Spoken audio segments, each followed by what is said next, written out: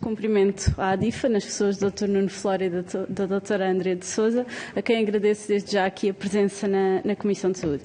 A Iniciativa Liberal solicitou a audição da ADIFA na sequência de outras audições que já aqui tivemos sobre a ruptura de medicamentos, porque obviamente consideramos que também devem ser uma associação que deve dar os seus contributos, porque são bastante relevantes também nesta matéria.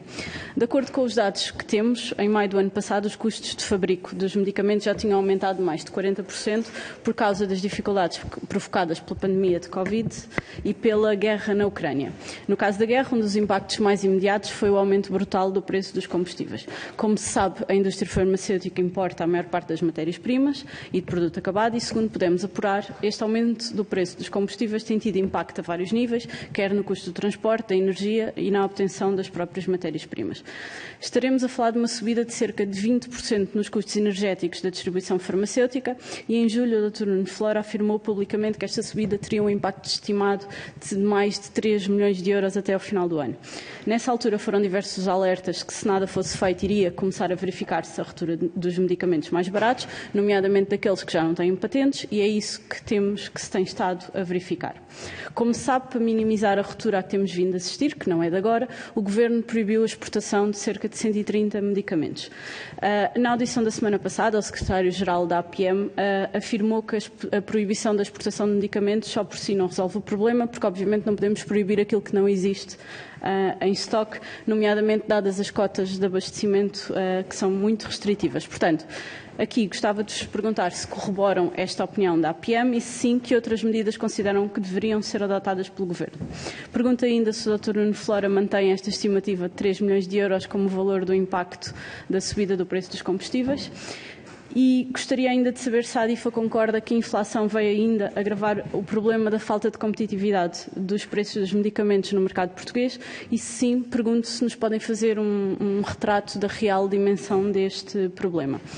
Depois, outra medida anunciada pelo Governo, que seria para implementar agora no primeiro semestre e que seria aplicada até o final do ano, tem a ver com o aumento do preço dos medicamentos mais baratos. Por exemplo, os medicamentos de até 10 euros aumentariam cerca de 5%. Pergunto-vos se esta medida é suficiente para produzir eficácia. Depois, gostava de vos perguntar e que nos falassem sobre quais os medicamentos em que se têm verificado maiores rupturas, se esses medicamentos têm alternativas terapêuticas ou se temos pessoas que têm ficado sem acesso a algum tipo de medicação. Aqui gostava que nos fizessem também uma avaliação de como é que Portugal se compara com os outros países europeus neste problema da ruptura de medicamentos, ou seja, se outros países europeus têm exatamente os mesmos problemas ou se, pelo contrário, existem medicamentos noutros países europeus que cá estão em ruptura, mas que existem noutros países europeus, como é que Portugal se compara e que mecanismos têm outros países que nós não temos para resolver estes problemas. Depois, sabemos que a ADIFA tem vindo a solicitar publicamente medidas de apoio ao setor da distribuição de medicamentos. Gostava de saber se já apresentaram propostas diretas ao Governo, nomeadamente ao Ministério da Saúde e ao Ministério da Economia, se já foram recebidos e que propostas têm estado a apresentar e que receptividade têm tido. Para terminar esta ronda e voltando ao tema do preço da revisão dos medicamentos mais baratos, de acordo com as informações que temos, são feitos regularmente pedidos ao Infarmed para uma revisão excepcional de preços, mas que na maior parte das vezes não existe resposta e quando existe demoram cerca de 9 ou 10 meses. Portanto, pergunto se confirmam e como é que justificam este atraso. Para terminar mesmo, de uma forma geral, pergunto-vos como é que os distribuidores podem ter um papel aqui determinante na resolução deste problema da falta de medicamentos. Obrigada. Obrigada, Sra. Deputada. Dr. Nuno Flora, por 4 minutos, passo a palavra. Obrigado, bom dia. Antes de mais, agradecer também o convite para estarmos presentes e também, obviamente, enaltecer o debate, que é um debate importante, julgo, para o país, não só para o nosso setor, e para o país e para as pessoas, essencialmente. Vou procurar responder aqui às questões colocadas. Dar nota, em primeiro lugar, de que o nosso setor vive com problemas de escassez há já algum tempo. Portanto, não é de agora que este problema se coloca. Este problema seguramente tem mais de 10 a 15 anos. E também não é só um exclusivo nacional, é um exclusivo também, não é um exclusivo nacional, portanto é um problema também mais lato, até a nível europeu e mesmo a nível mundial. No entanto, há fatores que, obviamente, agudizam no nosso país esta situação.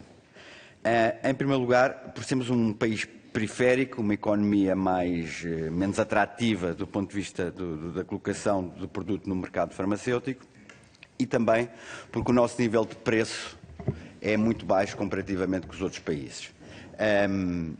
Nós tivemos durante 15 anos, quase 20, uma revisão anual de preços sempre em descida. Portanto, o nosso patamar de preço atinge um nível muito baixo e, obviamente, que isso levou a um desinteresse, digamos assim, por parte de certa franja da indústria farmacêutica de colocação de produto no nosso mercado de todo ou apenas em quantidades mais baixas daquilo que é a procura do nosso mercado de medicamentos. E isto aconteceu não só pela questão que falei económica, mas também por uma questão de desindustrialização da própria Europa em termos do medicamento e por estarmos a assistir a uma dependência muito grande de outros países, nomeadamente do Extremo Oriente, em termos de produção de medicamento. Mas, obviamente, nós fomos conhecendo este caminho, fomos avisando, fomos refletindo sobre ele e a questão é que pouco foi feito nestes últimos 10 ou 15 anos sobre isto. Inicialmente muito centrados na questão de exportação, pensava-se que a exportação era a causa da escassez de medicamentos e aí procuro já responder a uma das questões que não é de todo. Inclusive, o próprio Infarmed, ao longo dos últimos anos, tem tomado algumas medidas no sentido dessa mitigação, mas a exportação sempre foi uma atividade, em termos do global do setor de medicamentos, reduzida. O julgo, inclusive, é que numa audição aqui recente, o próprio Presidente do Infarmed referiu-se que tinham sido proibidas cerca de 1.700.000 embalagens de medicamentos de exportação. Ora, o nosso mercado ano passado foi de 323 milhões de embalagens. Portanto, estamos a ver que o número sobre a exportação é muito baixo. Portanto, o problema não reside aqui, quando temos cerca de 8 a 10% de medicamentos em falta no nosso mercado, em termos de referências de medicamentos. Portanto, eu diria que é um problema de abastecimento, é um problema de colocação do produto no mercado que não existe, muitas vezes, em termos europeus e não existe num país mais periférico, uma economia mais fraca e em que o preço do medicamento é muito baixo comparativamente com outros países.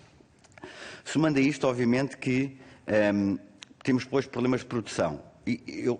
Produção, isto é, quando há ruptura total de medicamentos e deixam de ser produzidas. Porquê? Porque hoje temos poucas fábricas na Europa que produzem medicamentos e quando há um problema numa fábrica ou numa linha de produção, no fundo, um lote inteiro de medicamentos deixa de ser produzido e deixa de ser colocado no mercado e ele, por simplesmente, não existe. Portanto, a par de problemas económicos, há problemas de produção e de uma certa tendência que se verificou nos últimos anos de desindustrialização do setor do medicamento a nível europeu e também a nível nacional.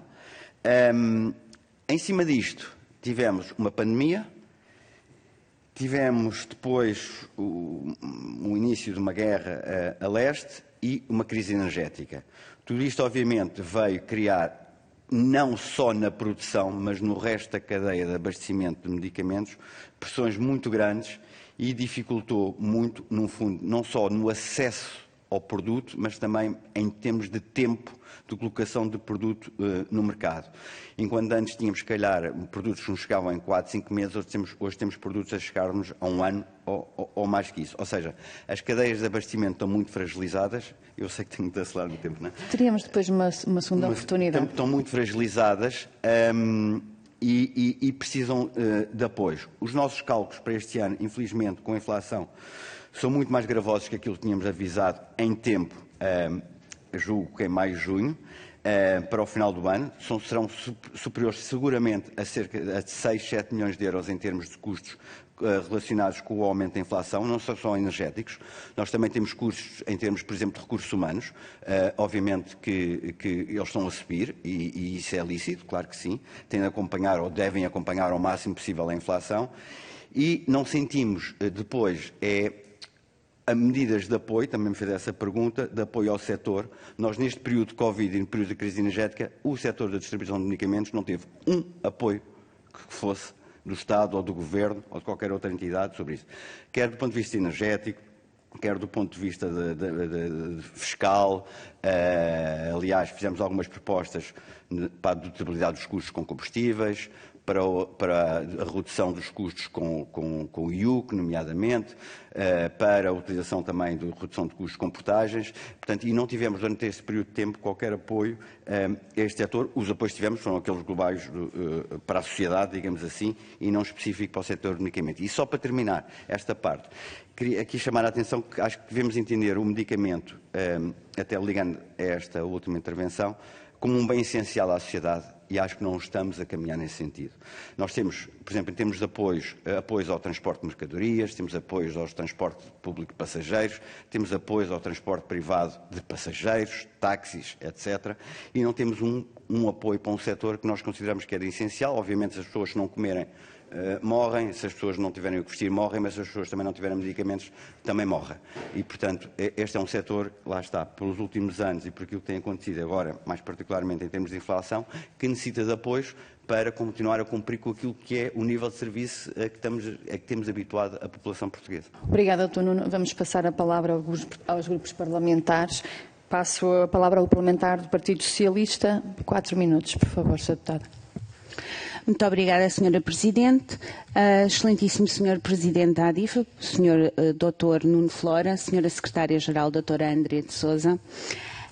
À semelhança dos restantes países europeus, Portugal também tem sido impactado pela indisponibilidade de alguns medicamentos, nomeadamente antibióticos, antipiréticos, anti-inflamatórios. Neste contexto, o Infarmed desenvolveu contactos com as empresas que comercializam estes medicamentos, no sentido de reforçarem o fabrico, bem como com os distribuidores por grosso, no sentido de garantirem o abastecimento do mercado nacional através das limitações das exportações. Entre os principais motivos apresentados pelas empresas para a ocorrência desta indisponibilidade estão um aumento significativo da procura e a incapacidade de aumento de produção e falta de pessoal. Neste momento, o mercado está a ser abastecido e, considerando os reportes de faltas provenientes das farmácias comunitárias, tem-se registado na última semana umas melhorias da disponibilidade.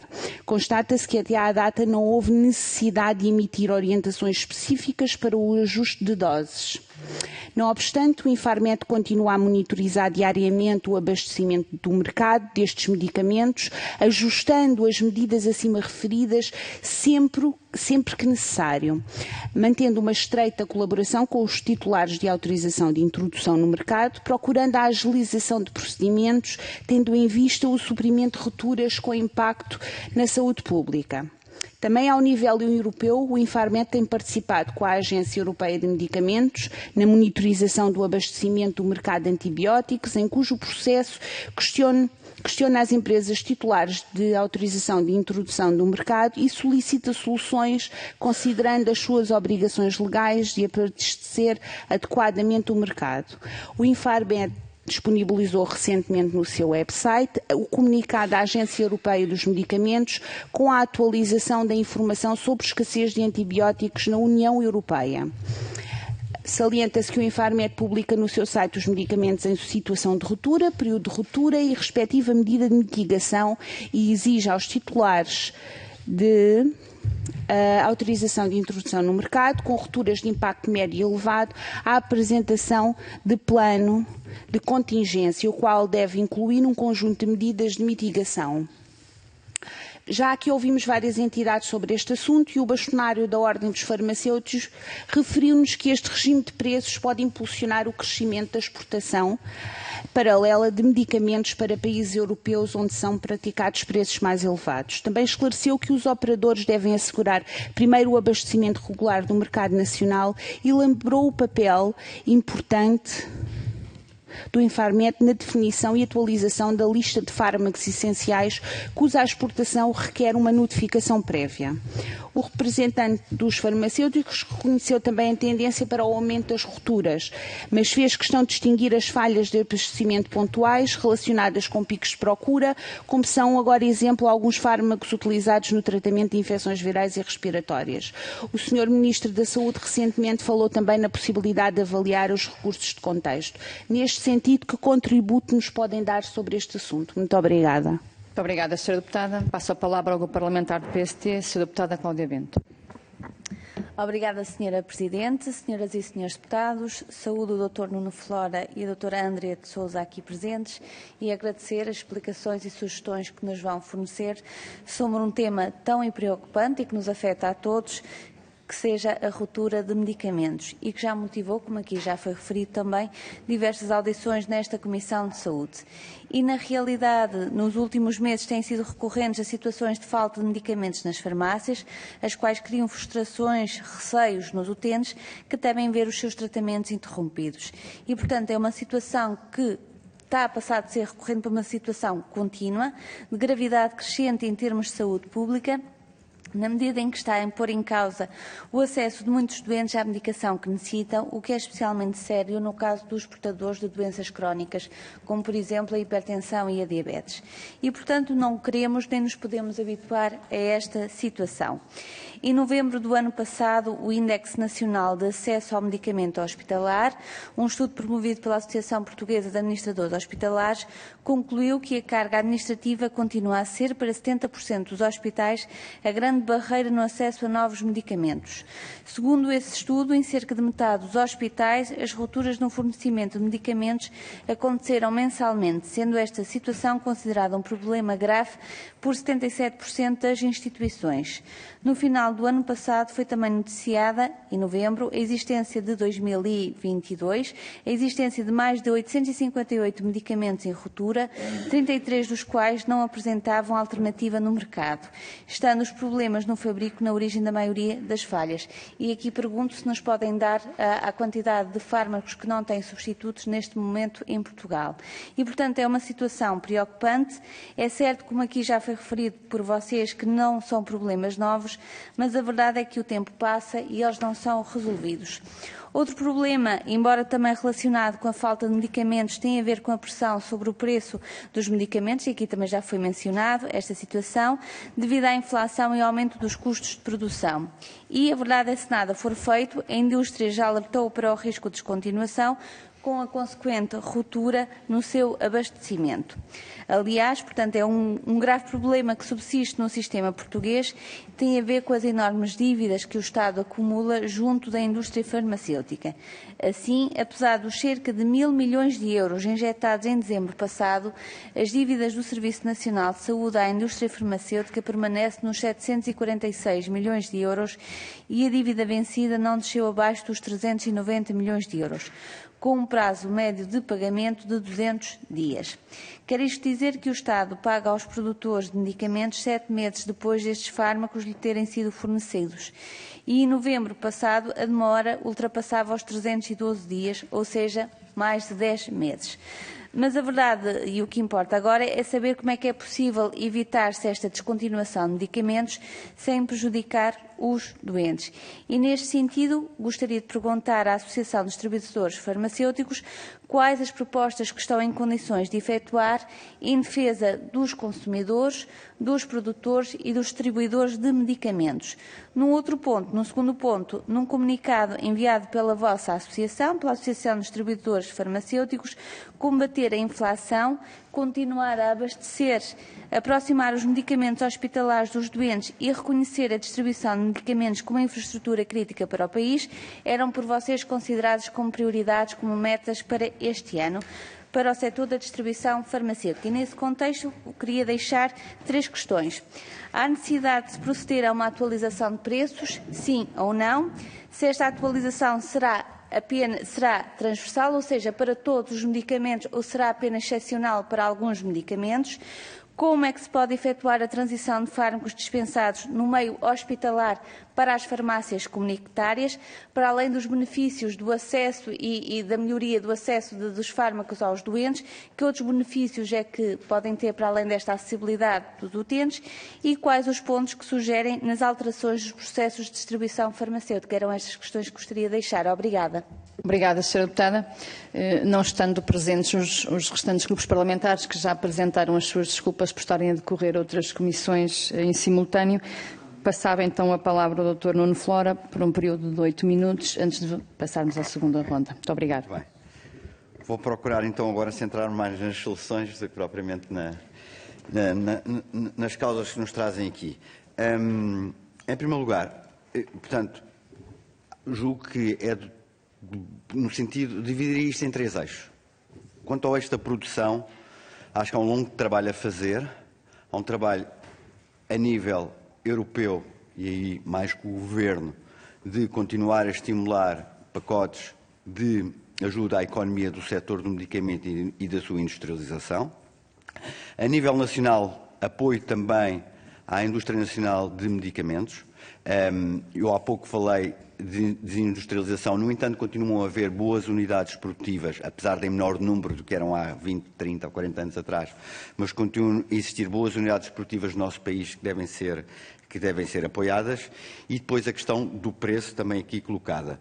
Julgo que a atualização de preços, que ainda não entrou em vigor, mas pelo menos saiu já a portaria em janeiro deste ano, de atualização em 5% de medicamentos até 10 euros e de 2% até de medicamentos até entre 10 e 15 euros, é um primeiro sinal daquilo que o nosso país pode fazer a este nível de tornar o mercado mais atrativo. Agora, tem de ser um caminho que não pode terminar por aqui, porque senão, aliás, esse próprio aumento é comido pela própria inflação. Portanto, isto não podemos ser um tiro único, digamos assim, para procurar recuperar de 15 ou 20 anos em que deixámos, no fundo, a situação degradar-se a este nível. No entanto, é um primeiro passo. Registamos, obviamente, que em cerca de 20 anos houve um primeiro aumento de preços de medicamentos, particularmente os mais baratos, aqueles que em muitas situações entravam em ruptura ou com escassez no nosso mercado. Depois, a nível da produção, seria estas áreas. A nível da distribuição, digamos assim, os apoios que já citámos à área da distribuição de medicamentos, mas também, do ponto de vista regulatório, nós temos um problema grave no nosso mercado, que não sei se os senhores deputados estão todos conscientes. Nós temos cerca de 400 alvarás de distribuição de medicamento no nosso país. A ADIFA, por exemplo, representa as empresas de distribuição farmacêutica de serviço completo, que são 6, que têm no seu conjunto cerca de 95% do mercado. Ou seja, há 394 outras autorizações de distribuição por grosso de medicamentos que populam no nosso mercado, legais, regulamentadas pelo Infarmed, mas que, no fundo, concorrem junto dos produtores, juntos dos titulares da autorização de introdução do mercado, no captar destes medicamentos. Ora, a nossa tarefa essencial da distribuição farmacêutica de serviço completo é proporcionar ao doente, via farmácia maioritariamente, um medicamento. E nós estamos a atuar num mercado em que há outros operadores que participam apenas a nível regional ou em determinados segmentos do mercado e não têm a preocupação de abastecer todas as farmácias, trabalhar com todos os laboratórios, cumprir com o prazo regulamentar de 12 horas de entregas às farmácias, está presente geograficamente em todo o território nacional, incluindo regiões autónomas, portanto, Açores e Madeira, e, no fundo, o que nós já apresentámos, quer ao Infarmed, quer ao Governo, é que pudesse haver, do ponto de vista do licenciamento, uma diferenciação legal para os distribuidores farmacêuticos de serviço completo, obviamente com mais direitos, mas também com mais deveres, por forma a melhorarmos a garantia do abastecimento àqueles que precisam do medicamento. Por último, e talvez centrando aqui do que foi também referido, acho que precisamos melhorar enormemente o nosso sistema de gestão de informação na área da escassez do medicamento. Nós temos, como já citado aqui, temos uma lista para notificações prévia, temos uma lista temporária de suspensão de exportação, temos listas, vamos ter brevemente uma lista de medicamentos essenciais, que saiu também na portaria de janeiro, o Infarmed tem agora 90 dias para fazer. Enfim, temos N procedimentos administrativos e regulamentares, mas que não estão integrados. Se perguntarmos se conhecemos o nível de estoque da indústria farmacêutica, não conhecemos. Se conhecemos o nível de estoque dos distribuidores farmacêuticos, não conhecemos. Ou seja, só os próprios é que conhecem, né? Se conhecemos o nível de serviço da distribuição farmacêutica, não conhecemos. Se conhecemos o nível de serviço da indústria farmacêutica, não conhecemos. Se conhecemos o nível de estoque que está nas farmácias, não conhecemos. Enfim, se conhecemos a procura nacional, infelizmente, não conhecemos. Nem a conseguimos perspectivar. Ou seja, o que nós devíamos ter era um sistema nacional de alerta prévio de rupturas e de falhas, portanto, conhecimento antecipado, e que pudesse ser tudo integrado em termos de gestão de informação no Infarmed, que é o nosso regulador, que é o nosso supervisor, e não atuássemos casuisticamente, porque o Sr. Deputado referiu, tem razão, mas esses casos acontecem quando há um problema. E quando há um problema nós atuamos. E a seguir vem outro problema, vem o Enderal e atuamos, porque há um Enderal. E a seguir a amoxicilina e atuamos a amoxicilina. E a seguir vem um antihipertensor, outro hipertensor, que o Enderal também é, e atuamos. Ou seja, não temos uma visão global do sistema, nem conseguimos antecipar quais são os problemas que vamos ter daqui a 6 meses ou daqui a um ano. E depois aí sim, quando há um problema, vamos todos a correr a ver os estoques, respondemos a informação do Infarmed, metemos um medicamento na lista de exportação. Ora, se o medicamento já não existe ali para a notificação, não vai resolver o problema. E não conseguimos ter, no fundo, um fio condutor sobre aquilo que são as disponibilidades do medicamento no mercado português. Portanto, o que deixamos aqui como sinal de solução era procurar a integração destes sistemas entre a indústria farmacêutica, a distribuição farmacêutica e as farmácias, conhecimento do nível de estoque em cada um dos passos da cadeia, conhecimento do nível de serviço em cada um dos passos da cadeia, sob a supervisão do Infarmed. Nós temos um projeto muito interessante a nível nacional, que é quase o único, que é a Via Verde do Medicamento. Foi um projeto introduzido no nosso país em 2015, em que um doente com uma prescrição válida, uma prescrição, ou seja, não é um pedido para estocagem, é mesmo alguém que está à nossa frente, entre aspas, numa farmácia e que precisa de um medicamento, pode ser acionado este mecanismo da Via Verde do medicamento, a farmácia, no fundo, introduz o código da receita e a distribuição, se não tiver, pede, portanto, faz o pedido ao titular da AM, e o titular da AM, que tem sempre um estoque de reserva, nomeadamente Via Verde do medicamento, coloca no distribuidor e nós colocamos na farmácia. Este é um serviço que funciona muito bem, portanto, é quase um SOS para o doente. Portanto, o doente tem a certeza que, se tem a receita na mão, tem acesso ao medicamento, mas que neste momento está com níveis de serviço a rondar os 30% a 40%. Ele já foi de 90% quando da sua criação. Portanto, nós precisamos de incentivar estes mecanismos de controle, monitorização entre todos os intervenientes da cadeia do medicamento, no fundo, para dar garantia ao doente, até para o próprio doente não estocar, porque depois o problema das faltas e das rupturas tem muito a ver com isso. Quando o doente, o paciente, sente que há falta de medicamento, procura abastecer-se também em demasia, isso cria a bola de neve, cria um novo problema sobre o problema. Portanto, no fundo, garantir ao doente que este medicamento está disponível para ele. Por último, destas questões, referir também a questão dos medicamentos hospitalares. Nós achamos que o acesso ao medicamento hospitalar precisa de ser regulamentado. Nós temos alguns projetos piloto no nosso país, nomeadamente em Lisboa e no Porto, com 2 grandes hospitais, mas não estamos a criar equidade no território nacional. Há muitos hospitais que gostariam de entrar nestes projetos de acesso a medicamentos, de acesso em proximidade a medicamentos hospitalares. Muitos doentes gostariam de fazer, mas infelizmente ainda não temos regulamentação do nosso país. A nosso ver, isto pode ser feito de 2 formas, também procurando responder à pergunta, que é: há medicamentos que estão no hospital e que simultaneamente estão no ambulatório, nas farmácias, e no fundo aqui era uma transição de medicamentos do hospital para o ambulatório em termos de regime de preços e em termos de regimes com participação. Depois há outros medicamentos, pela sua complexidade, pelo seu, enfim, necessidades especiais de seguimento clínico, etc., que devia ser protocolado com os agentes do setor, nomeadamente com as farmácias e com a distribuição, possa ser feita essa dispensa aos utentes na farmácia da sua preferência e, no fundo, o medicamento continua a ser do hospital, a aquisição que é feita junto à indústria é feita pelo hospital, o controle é feito pelo hospital, no fundo, um serviço externo ao hospital que permite colocar um medicamento nos doentes, naturalmente com uma remuneração que poderá ser negociada com os hospitais. Portanto, diria que, e resumindo, há problemas de produção, devemos resolvê-los em termos de uma maior industrialização. Há problemas a nível da distribuição farmacêutica, deveríamos resolvê-lo a nível de maior clarificação da atividade regulamentar dos distribuidores e do seu licenciamento. E depois há um mundo muito grande de coisas para fazer, principalmente em termos de gestão de informação no medicamento e a criação de um sistema de alerta prévio de escassez e de rupturas e de monitorização do mercado de medicamentos. Muito obrigada, Dr. Nuno Flora.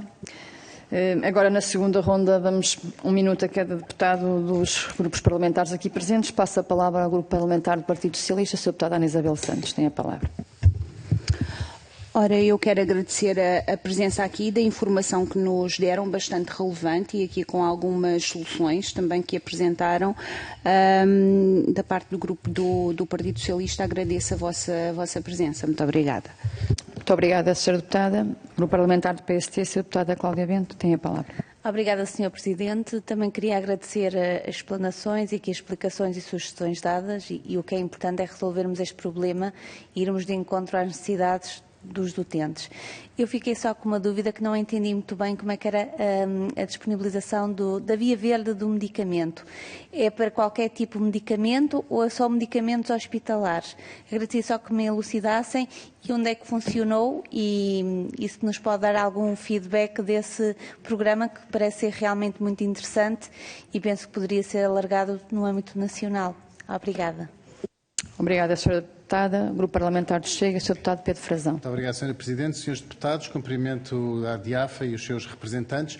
Em primeiro lugar, quero pedir desculpa por não estar presente na primeira ronda de perguntas, uma vez que, decorrente do Carnaval, o Parlamento esteve encerrado e, portanto, hoje decorre uma série de comissões em simultâneo. Eu sou também deputado efetivo na Comissão de Agricultura e tive que me deslocar lá. No entanto, aqui a nossa assessora da Saúde teve a tomar boa nota de todas as vossas intervenções e todas as ideias que tiveram a delicadeza de nos comunicar.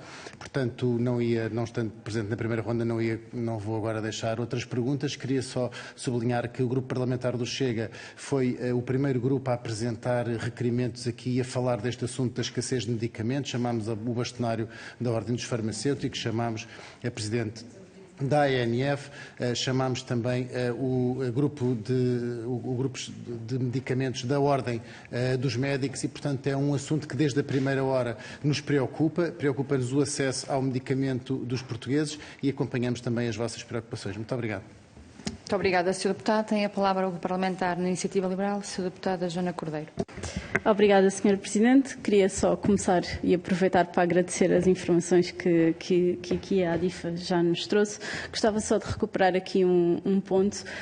Há bocado já referiram que um dos grandes problemas desta questão da ruptura de medicamentos, obviamente, é o facto da Europa ter praticamente deixado de produzir medicamentos e de estar demasiado dependente de países asiáticos que, obviamente, têm mão de obra mais barata. E aqui gostava de vos perguntar se consideram que Portugal poderia ter capacidade para captar fábricas e fazer a produção dos medicamentos e, se sim, que medidas de apoio poderiam ser tomadas neste sentido. Para terminar, eu gostava que comentassem a situação de que, para além deste problema da ruptura de medicamentos, têm surgido vários alertas que a seguir o problema pode estar no encerramento de empresas ligadas à distribuição e à indústria de medicamentos, uma vez que não podem continuar a sobreviver com margens negativas. Pergunto-vos o que é que nos podem dizer sobre isto. Obrigada. Muito obrigada, Sra. Deputada. Dr. Nuno Flora, uma resposta em bloco por 4 minutos e para terminarmos esta audição. Colocadas anteriormente. Em relação aos medicamentos com ruptura com alternativas, o próprio relatório do Infarmed refere, portanto, no fundo as rupturas são segmentadas, digamos assim, em 3 níveis, de baixo impacto, médio impacto e de alto impacto. As de alto impacto são aquelas que não têm efetivamente alternativa terapêutica e no relatório de disponibilidade de 21, o 22 ainda não está disponível, do total de rupturas, cerca de 3% eram classificadas como tendo impacto elevado na saúde dos cidadãos, ou seja, porque não tinham alternativas terapêuticas. Sendo que 13% apresentavam impacto médio, ou seja, tinham alternativas terapêuticas, mas eram limitadas ou insuficientes, e a maioria não tinha impacto direto porque havia alternativa.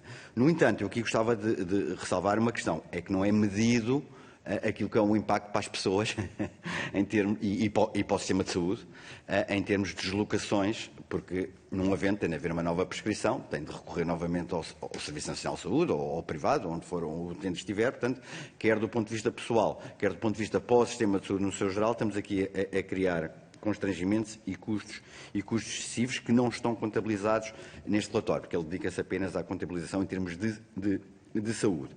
A via verde do medicamento é para uma lista de cerca de 50 a 60 medicamentos só, que são medicamentos que, regra geral, também tiveram em ruptura ou estão com faltas no mercado, e no fundo o que é criado? É criado um estoque de segurança na indústria, ok? Portanto, Pode haver pedido de encomenda da farmácia, mas se vamos pôr a encomenda e o pedido de encomenda ele não é satisfeito, então aquilo fica ali reservado e, portanto, não é feito o pedido para stock, é feito apenas o pedido quando um doente chega a uma farmácia e tem uma prescrição válida. Okay? Eu ainda estou muito no papel aqui na mão, mas hoje já é mais eletrónico, portanto é por telemóvel, que muitos destes pedidos são apresentados na farmácia, mas está ali. E essa prescrição tem um número, portanto essa prescrição é válida e colocando esse pedido com esse número dessa prescrição, okay, a farmácia é abastecida por esta via pelo distribuidor farmacêutico.